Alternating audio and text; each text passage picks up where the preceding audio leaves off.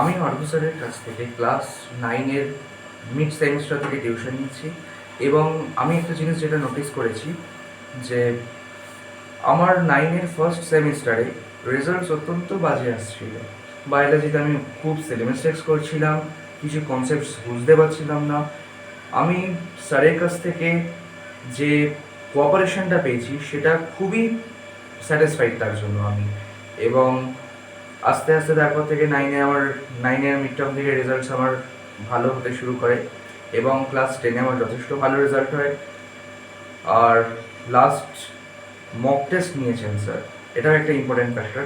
উনি সিলেবাসটা শেষ করার পরই ইমিডিয়েটলি উনি মক টেস্ট নেওয়া স্টার্ট করে দিয়েছিলেন এবং উনি সিরিয়াসলি 10টা মক টেস্ট নিয়েছেন, যাতে খুবই ভালো ভালো কোয়েশ্চেন্স উনি ইনক্লুড করেছেন।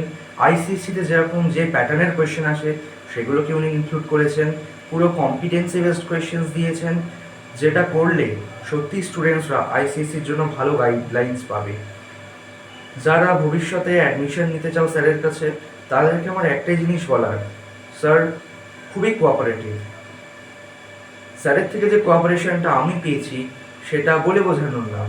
আমার অনেক সময় হয়েছে আমি ক্লাস অ্যাটেন্ড করতে পারিনি, আমার শরীর খারাপ ছিল, বা অনেক সময় স্কুলের অ্যাসাইনমেন্টসের জন্য আসতে পারিনি।